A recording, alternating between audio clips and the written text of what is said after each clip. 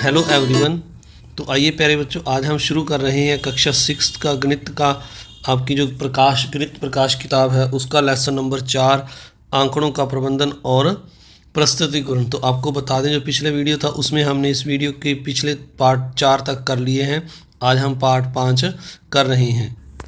आइए पता लगाएं। तो ये जो सम है हमने आज 93 पेज नंबर है, इस पर जो ये 2 नंबर सम है ये सम आज करेंगे। पिछला 1 नंबर सम हमने जो ऊपर वाला है ये पिछले वीडियो में पार्ट 4 में कर लिया है।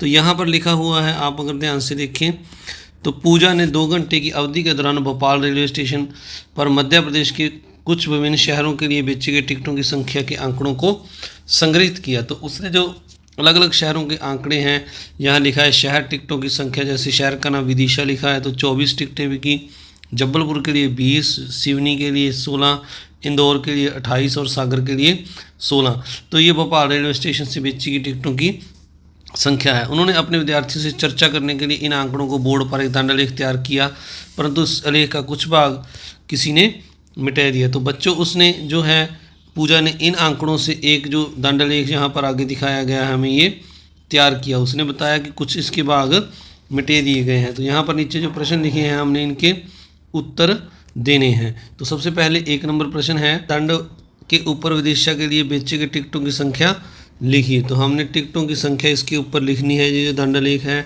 तो मैं आपको ये ऊपर दिखा देता हूँ। विदिशा, जबलपुर, सिवनी, इंदौर और जो सागर जो है इनके लिए यहाँ पर जो टिकटों की संख्या अलग अलग लिखी हुई है। तो ये देखिए यहाँ पर विदिशा 24, 20, जबलपुर सिवनी जो है 16, इंदौर 28 और सागर 16। तो इनकी जो संख्या है ये हम यहाँ पर ऊपर इनके दंडलेख के लिख देते हैं। तो पहले सबसे यहाँ पर हमें जो है यहाँ से पेन निकालना होगा। तो ये मैंने पेन निकाल लिया है रेड कलर का। तो यहाँ पर जो विदिशा है इसकी संख्या हमने जैसे ऊपर देखी 24 है, और ये जो जबलपुर है इसकी 20 है, और इसके बाद जो सिवनी है इसकी 16 है, और इंदौर की 28 है, और इसके बाद जो आगे है इसको थोड़ा सा हमें छोटा करना पड़ेगा। तो यहाँ पर जो सागर है ये हमें यहाँ पर सागर के 16 दिए हुए हैं, पर यहाँ पर इसका ग्राफ नहीं बना हुआ है। इसके बाद आइए अब दूसरा प्रश्न देखते हैं। दूसरे प्रश्न में क्या लिखा हुआ है यहाँ पर ऊपर करके इसको देखते हैं। तो ये हमें यहाँ पर दूसरे प्रश्न में लिखा हुआ है, दंड के ऊपर जबलपुर के लिए बेचे गए टिकटों की संख्या को लिखिए। तो दंड के ऊपर जबलपुर जो है, जबलपुर ये वाला हमारा है, इसकी जो संख्या है ये हमारे पास 20 है।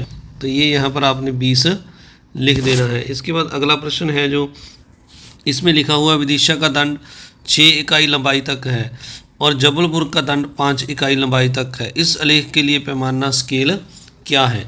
तो ये यहाँ पर अगर आप देखिए, मैं इसको थोड़ा सा जूम करके आपको बताता हूँ। ये जो यहाँ स्केल है हम लिखेंगे इसका, क्योंकि यहाँ पर स्केल नहीं लिखा हुआ है।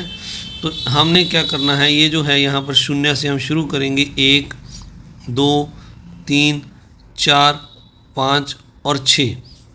तो ये 0 से लेकर 6 तक हमारा जो स्केल के जो है यहाँ पर ये लिखा हुआ है, हमने लिख लिया है इसको। तो अब अगर आप देखें ये 6 तक जो है, 6 के सामने 24 लिखा हुआ है। इसका मतलब अगर हम 24 को 6 से डिवाइड करेंगे तो ये 6 चौका 24 यानी 4 आ जाएगा। इसी तरह जो जबलपुर का दंडलेख है 5 इकाई तक ये वाला, अगर हम 20 को 5 से डिवाइड करेंगे तो ये हमारे पास फिर से 4 आ जाएगा। इसका मतलब है जो हमारा स्केल है वो जो है 1 इकाई जो हमारी है, जो 1 सेंटीमीटर अगर आप कहें तो 4 के बराबर है। तो अब हम इसको यहाँ पर आपको लिख कर दिखाते हैं सी का आंसर। तो आपने इसका जो पैमाना है वो इस तरह से लिख देना है। जबलपुर का जो जबलपुर और जी विदिशा की 6 और 5 इकाइयाँ हैं, तो हमने देखा 1 इकाई बराबर 4 टिकट आपने लिख देना है। इसके बाद आगे है सागर के लिए सही दंडलेख खींचिए। तो सागर का जो है 16 तक हमने दंडलेख खींचना है। तो इसके लिए अगर आप देखें यहाँ पर मैं आपको दोबारा से एक बार फिर से ये जो मैंने 1, 2, 3, 4, 5 लिखा है, यहाँ पर जो पैमाना हमने लिया है 1 टिकट 1 सेंटीमीटर 1 इकाई बराबर 4 टिकट वो लिख कर दिखाता हूँ। तो ये यहाँ हम पहले जो 4 लिखेंगे, पहले आपने 0 लिखना है नीचे, फिर इसके बाद 4, 8, 12, 16, 20 और लास्ट में जो 6 नंबर पे 24। तो नीचे यहाँ पर आपने जो है शून्य यहाँ एक और लगाना है, 0 से शुरू करना है हमने। तो अब 16 के लिए हमने ग्राफ बनाना है, क्योंकि सागर का जो है वो 16 है। तो 16 के लिए आप देख लीजिए, ये वाली जो लाइन है ये 8, 12 और 16 यानी जो सिवनी वाला है उसके बराबर जो आएगा 16 वाला। तो यहाँ तक आपका ये जो ग्राफ है 16 तक बनेगा। तो यहाँ आपने इस तरह से इसको 16 तक बना देना है। इसके बाद अगला प्रश्न है, स्केल पैमाने को सम्मिलित करते हुए ऊर्ध्वाधर रेखा पर सही संख्या अंकित कीजिए। तो अगर हम पैमाने को देखते हुए जो सम्मिलित करते हुए हमने जो सही संख्या अंकित करनी थी, तो जो सही संख्या हमने अंकित करनी है, यह ऊर्ध्वाधर का मतलब इस तरह जो खड़ी लाइन है, तो ये हमने जो है सही संख्या 0, 4, 8, 12, 16 ये अंकित यहाँ पर कर दिए हैं। अब ये पूछा गया है हमसे अगले प्रश्न में, क्या आलेख में सिवनी और इंदौर के लिए खींचे गए दंड सही हैं? यदि नहीं तो सही दंड लेख खींचिए। अब आप इंदौर और सिवनी का दोबारा से देखिएगा। तो अब सबसे पहले अगर हम जो है सिवनी की बात करें, सिवनी को देखें, सिवनी शहर को, तो इसके लिए जो है हमने 16 तक बनाना था। तो ये अगर आप देखें तो ये जो है, तो सिवनी का हमें जो दिया हुआ है दंड, जो हमें पीछे आंकड़े दिए हैं वो 16 है। तो अगर हम 16 देखें तो सिवनी का 16 तक ही है। अगर इस लाइन को आप इस तरह से आगे बढ़ा कर देखें तो ये इसका जो है 16 तक सही है। इसके बाद जो दूसरा है जो इंदौर वाला है, इंदौर में हमें 28 दिया हुआ है। यहाँ पर आप देखें तो 28 के लिए ये 24 के बाद आगे जो लाइन है यहाँ पर ये 28 आएगा। इसका मतलब हमने इसको जो है 28 तक आगे बढ़ाना है इंदौर को जो है। तो ये जो इंदौर वाला है हम इसको ऊपर यहाँ तक आपने जो स्केल की सहायता से सीधी लाइनें लगाकर इस तरह से यहाँ तक इनको यहीं हम आगे बढ़ा देंगे। तो ये हमारा यहाँ पर जो है 28 आ जाएगा। आपने इसके ऊपर 28 लिख देना है। तो ये सही हमारा दंड लेख बन गया है। सिवनी के लिए सही है, उसमें आपने कोई छेड़छाड़ नहीं करनी है। इसके बाद आइए अगला सम करते हैं। तो आगे 3 नंबर सम है, यहाँ पर लिखा हुआ है, चिन्नू ने प्रातः 9 से 10 तक अपने घर के सामने सड़क पर जाने वाले परिवहन के साधनों की सूची बनाई। तो ये उसने जो परिवहन के साधन अपने घर के आगे से जाते हुए देखे, मोटरसाइकिल, कार, मोटरसाइकिल, बस, मोटरसाइकिल, ऑटो, साइकिल, बैलगाड़ी और जो अन्य साधन हैं उन सभी को इसने यहाँ पर बारी बारी से लिख लिया है। ये सारे साधन चिन्नू ने लिख लिए हैं। तो आगे यहाँ पर हमें प्रश्न पूछा गया है पहला, दिए गए आंकड़ों, ये ए पार्ट है, दिए गए आंकड़ों के लिए एक बारंबारता वितरण सारणी तैयार कीजिए। तो इस सम के लिए हमने एक बारंबारता सारणी बनानी है। तो सबसे पहले हम एक बारंबारता सारणी बनाते हैं, ए सम का उत्तर करते हैं।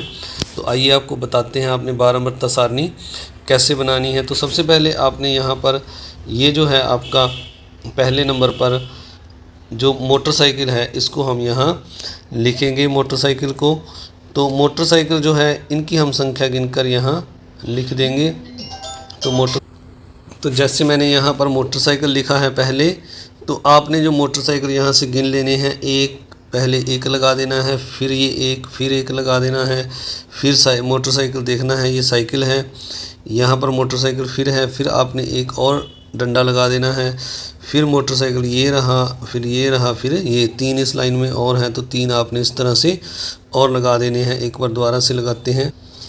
इसके बाद आगे जो है यहाँ पर ये वाला जो है आपका, ये 1, 2, 3 इस लाइन में है, तो 3 हम और लगा देंगे। फिर इसके बाद 3 इस लाइन में, 4 और इस लाइन में, तो 4 आप इस तरह और लगा देंगे। तो ये कुल 13 हो गए। तो इसके बाद आपने यहाँ पर 13 लिख देना है। इसके बाद जैसे मैंने कार लिखा है, तो कार को अगर आप देखोगे 1, 2, 3, 4 और इसके बाद 5 और एक और है यहाँ पर 6। तो 6 आपने इस तरह से ये आई के निशान बना देने हैं, 4, 5, 6 और यहाँ 6 लिख देना है। इसी तरह आगे कार के बाद ऑटो है, यहाँ पर साइकिल है, इनको बारी बारी से आपने यहाँ पर लिखकर इनका जो सारणी है बना देनी है, जैसे मैं आपको स्क्रीन पर अभी दिखाता हूँ।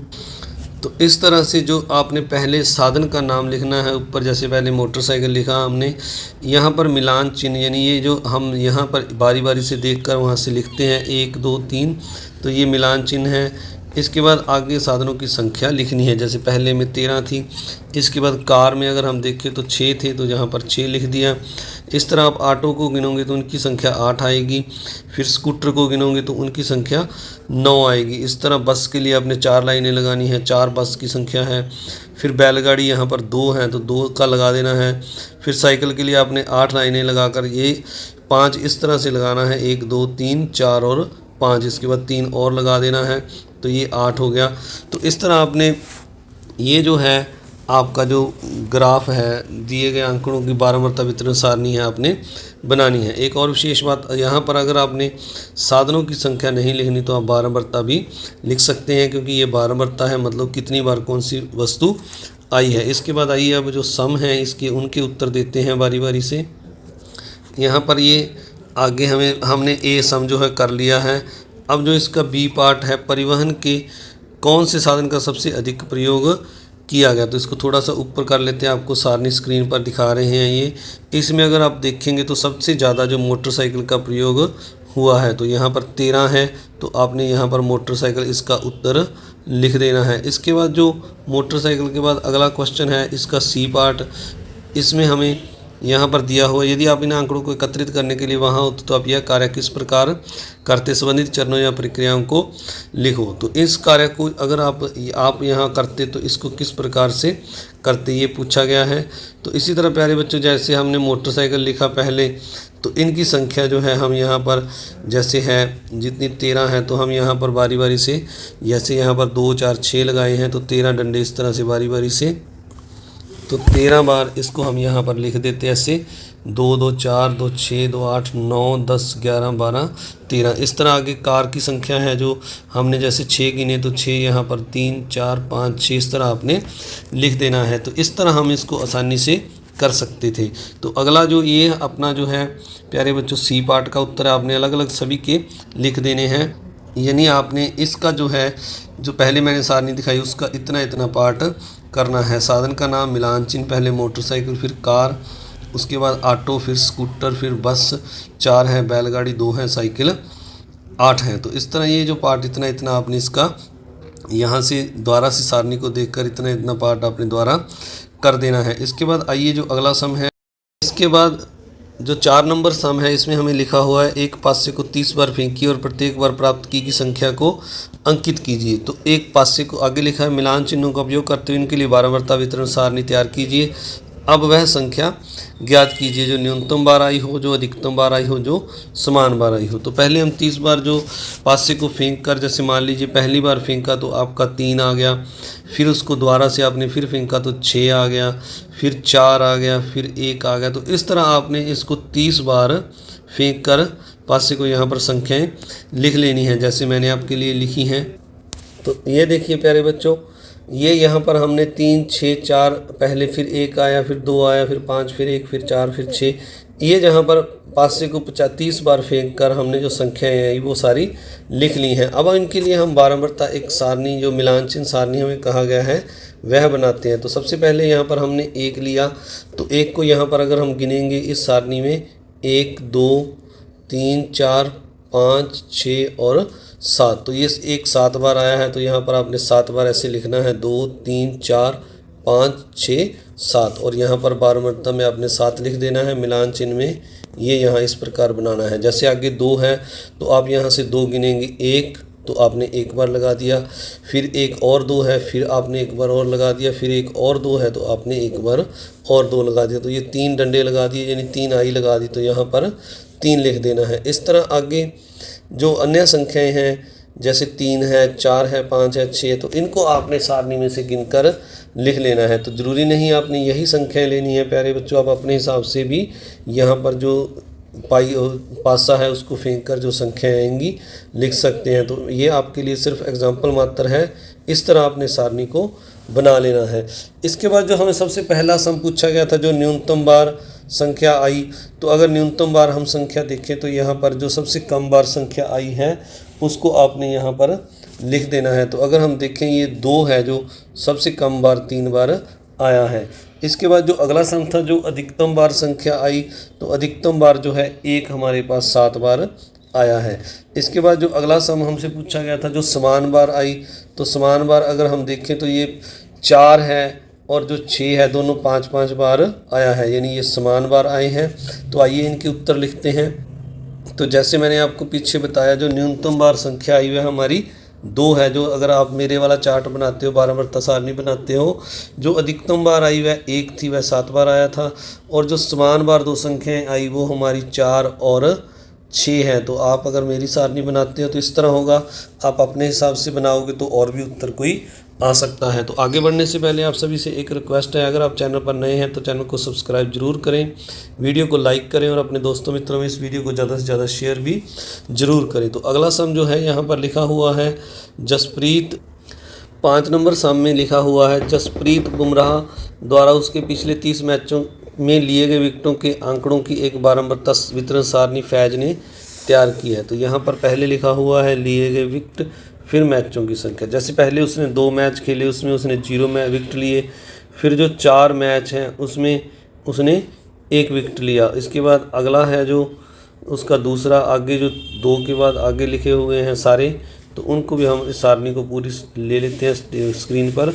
तो ये आगे लिखा हुआ है 2 मैचों में 6, 3 में 8, 4 विकेट लिए 3 मैचों में, 5 विकेट लिए 5 मैचों में, 6 विकेट लिए 1 मैच में और 7 विकेट भी 1 मैच में। तो इन ये जो उसके विकेट हैं अलग अलग उसने जो लिए हैं ये उनको सारणी दर्शाती है। आगे सबसे पहले यहाँ पर जो सवाल नंबर 1 लिखा है वो हमसे पूछा गया है यह सारणी क्या सूचना प्रदान करती है, यानी इस सारणी से हमें क्या सूचना मिलती है। अगर आप देखो इस सारणी को दोबारा से पहले बच्चों, तो यह जो सारणी है हमें यह सूचना दे रही है जो बुमराह है उसके द्वारा है, जो जसप्रीत बुमराह द्वारा उसके पिछले 30 मैचों में लिए गए विकेटों के आंकड़ों की बारंबारता को यह वितरण को यह सारणी दर्शाती है। तो हम लिख देंगे यहाँ पर, जैसे आपकी स्क्रीन पर ये मैंने साथ में ले लिया है, तो ये साइड पे कर लेते हैं थोड़ा सा।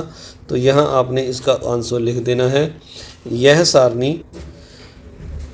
सारणी हमें सूचना देती है कि जसप्रीत बुमराह ने अपने उसके पिछले 30 मैचों में लिए गए विकेटों को बताती है। ये 5 का ए आंसर था। इसके बाद आइए हम बी को पढ़ते हैं, फिर उसका उत्तर करेंगे। तो बी में यहाँ हमें लिखा हुआ है इस सारणी का शीर्ष क्या हो सकता है। तो अब हमने शीर्ष बताना है। तो शीर्ष इसका ऐसा हो सकता है, जैसे हमें टाइटल देना होता है जसप्रीत बुमराह का 30 मैचों का प्रदर्शन, ये हो सकता है इसका टाइटल। जैसे स्क्रीन मैंने लिख दिया है यहाँ पर जसप्रीत बुमराह का 30 मैचों का प्रदर्शन। सी में पूछा इस सारणी में किसने आपका ध्यान आकर्षित किया।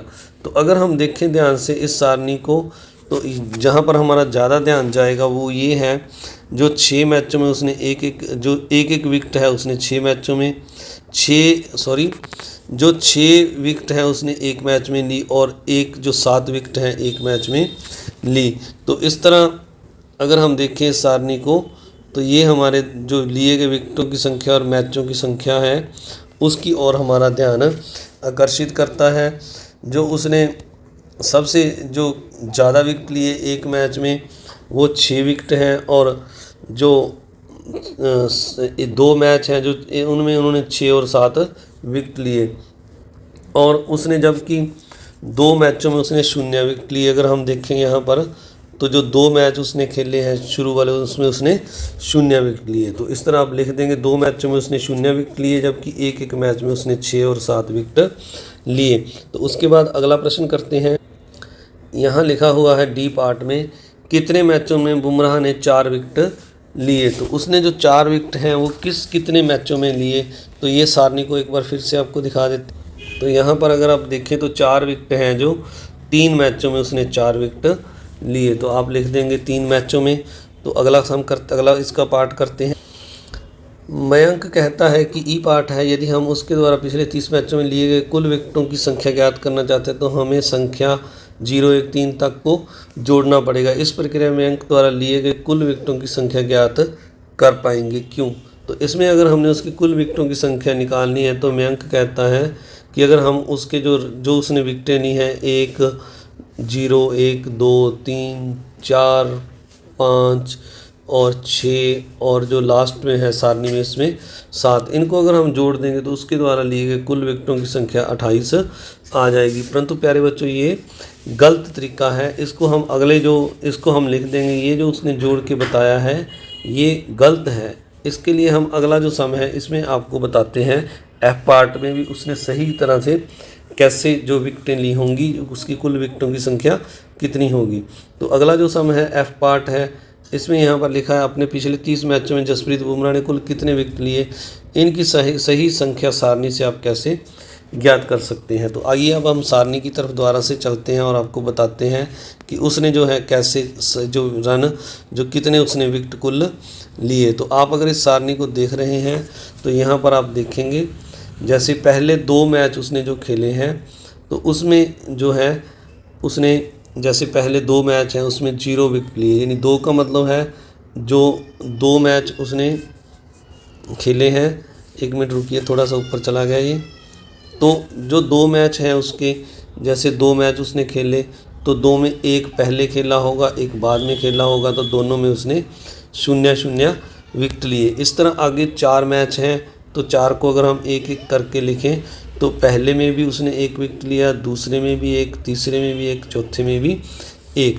इस तरह आगे अगर हम उसका जो 6 मैच हैं अगले में जो 6 मैच 6 को हम बार बार ऐसे करके लिखें 1-1-1 तो ये 6 हो गया।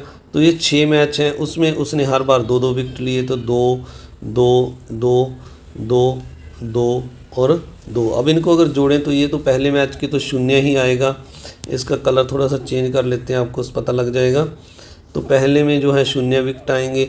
अब 4 हैं जो मैच उसने तो हर एक में 1-1 विकेट ली, तो इसका मतलब 4 विकेट इसकी इस मैच में हो गई, यानी पहले में उसकी 0 में विकेट हो गई, दूसरे में जो 4 विकेट हो गई। अब अगर 6 मैच जो खेलने हैं प्रत्येक में 2-2 लिए हैं तो इन 2-2 को हम 6 बार लिखकर जोड़ेंगे तो ये 6 दूनी 12 हो जाएगा। इस जो तीसरे नंबर पर है इसमें उसने 12 विकेट लिए।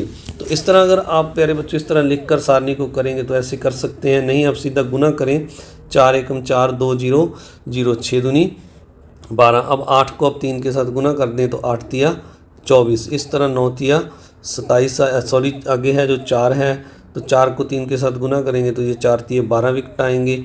फिर 5 को 5 के साथ करेंगे तो 5 5 ये 25 विकेट आएंगे, यानी हर एक 5 मैच उसने खेले हैं और 5 में से हर एक में उसने 5-5 विकेट लिए हैं, तो ये 25 विकेट हो जाएंगे।